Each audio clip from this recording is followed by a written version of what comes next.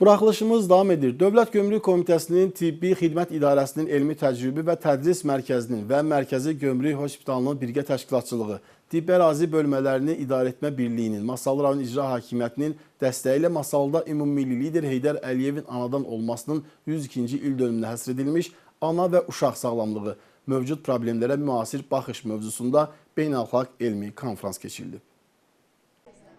Beynəlxalq elmi konfransda Masallı rayon İcra Hakimiyyətinin başçısı Araz Əhmədov çıxış edərək, ümummilli lider Heydər Əliyevin Azərbaycanın inkişafı naminə misilsiz xidmətlərindən, ölkəmizin ictimai həyatının bütün sahələrində olduğu kimi, səhiyyə sahəsində ana və uşaq sağlamlığının qorunması istiqamətində həyata keçirilmiş islahatlardan danışdı.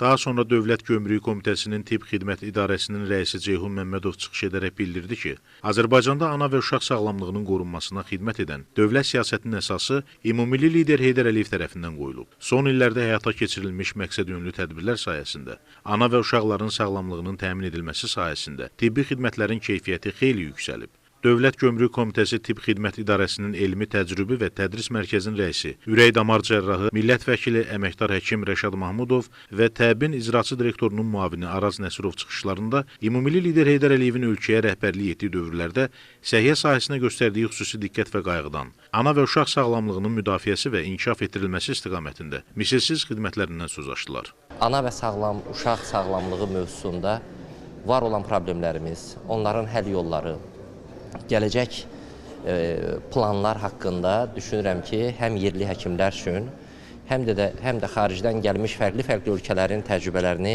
bizlər paylaşmaqla gələcəkə daha sağlam, daha təhlükəsiz bu xidmətlərin verilməsi üçün yeni imkanlar əldə edəcəyik. Həm də belə bir tədbirin, Ulu Öndərin doğum gününə həsr olunması əlbəttə ki, qədir bilən həm Azərbaycan xalqının, həm də Azərbaycan səhiyyəçisinin Ulu Öndər ruhuna, onun Azərbaycan xalqına miras buraxmış olduğu dəyərlərə vermiş olduğu qiymətdir.